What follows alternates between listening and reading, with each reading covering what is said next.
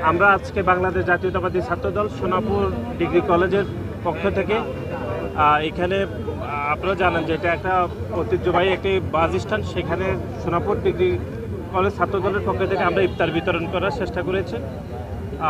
এখানে একটা নতুন কমিটি হয়েছে আপনারা জানেন, এবং সারা দেশে বাংলাদেশ জাতীয়তাবাদী ছাত্রদলের পক্ষ থেকে এই যে ভ্রাম্যমাণ যে সকল মানুষ রয়েছে, মানে যারা বিভিন্ন স্থান থেকে বিভিন্ন স্থানে যাচ্ছেন, তাদের জন্য ইফতারের জন্য সমস্যা না হয় সেজন্য আমাদের ক্ষুদ্র প্রয়াস। হয়তো এটি সব মানুষকে আমরা অংশগ্রহণ করতে পারছি না, কিন্তু আমাদের এক ধরনের সামগ্রিক চেষ্টা চলছে সারা দেশে। তারই অংশ হিসাবে আজকে আমরা এখানে ইফতার বিতরণ করেছি।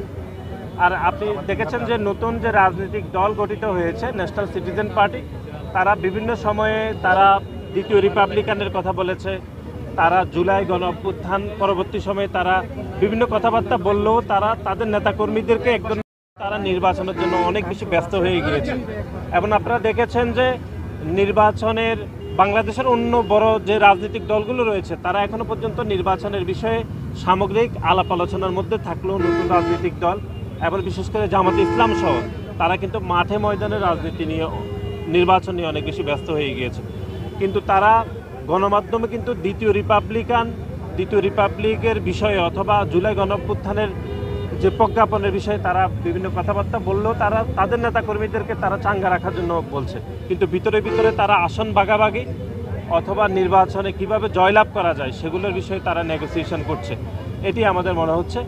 এবং জুলাই গণ অভ্যুত্থানের একক মালিকানা চিন্তাই করে তারা যে রাজনৈতিক দল গঠন করেছে, সেই রাজনৈতিক দল নিয়ে জনমনে বিভ্রান্ত তৈরি হয়েছে। এবং তারা যে একটি সংগঠন হিসাবে যে ব্যর্থ হয়েছে সেটি এদেশের মানুষ ভালোভাবে বুঝতে পেরেছে। এবং আপনারা দেখেছেন যে বাংলাদেশ সেনাবাহিনীকে নিয়ে তাদের অন্তত 4 জন নেতা ভিন্ন ভিন্ন বক্তব্য দিয়েছে, এটি সাংগঠনিক কাঠামোর পরিপন্থী বলে আমরা মনে করছি।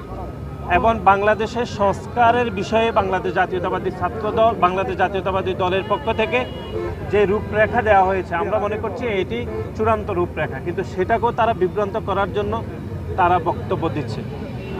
আমাদের দলের পক্ষ থেকে ইতিমধ্যে ঘোষণা দেওয়া হয়েছে যে সংলাপ, সংস্কার এবং নির্বাচন প্রক্রিয়া একই সাথে হওয়া উচিত। এবং প্রধান গণপ্রজাতন্ত্রী বাংলাদেশ সরকারের প্রধান উপদেষ্টা তিনি বলেছেন যে ডিসেম্বরের মধ্যে নির্বাচন হবে, কিন্তু তিনি চায়না যাওয়ার আগে হঠাৎ করে তিনি এটি জুন মাসে নিয়ে গিয়েছেন।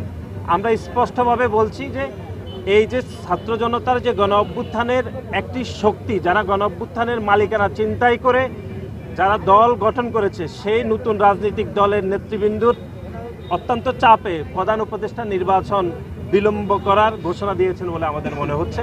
এটি জনমনে নতুন করে বিভ্রান্তি তৈরি করেছে এবং প্রধান উপদেষ্টার যে এক ধরনের আস্থা পরিবেশ তৈরি করেছিলেন যে ডিসেম্বরের মধ্যে তিনি নির্বাচন দেবেন, এটি গণমাধ্যমে তিনি অনেকবার বলেছেন, কিন্তু তার জায়গা থেকে উনি সরে আবার জুনের মধ্যে এটি মানুষজনকে ব্যাপকভাবে বিভ্রান্ত করবে বলে আমরা মনে করছি। জনাব সার্জিস আলম 200 গাড়ি নিয়ে তিনি তার এলাকায় শোডাউন করেছেন। আগেরবার তিনি ট্রেনের টিকিট কেটেছিলেন, কিন্তু তাও তিনি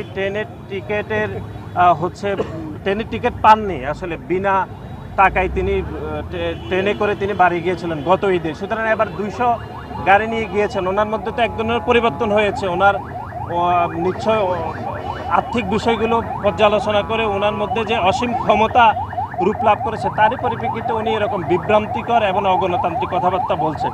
আমরা স্পষ্টভাবে বলছি যে 5 আগস্ট ছাত্র জনতার গণ অভ্যুত্থান পরবর্তী সময়ে যে অন্তর্বর্তীকালীন সরকার গঠিত হয়েছে, তারা ইতিমধ্যে ঘোষণা দিয়েছিল যে এই বছরের শেষ নাগাদ তারা ডিসেম্বরের মধ্যে একটি জাতীয় নির্বাচনের ব্যবস্থা করবে। কিন্তু আমরা দেখেছি যে প্রধান উপদেষ্টা চায়না যাওয়ার ঠিক আগে এই যে নতুন রাজনৈতিক দল গঠিত হয়েছে তাদের চাপে তিনি এটি জুনে নিয়ে গিয়েছে।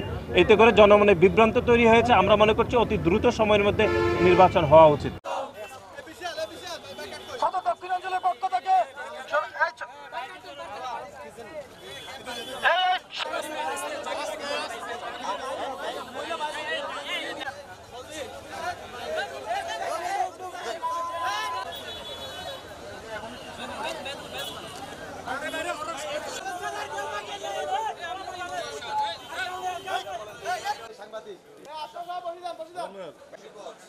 আসসালামু আলাইকুম ভাই, ভালো আছেন? আপনার সাথে তো আমার খুব ভালো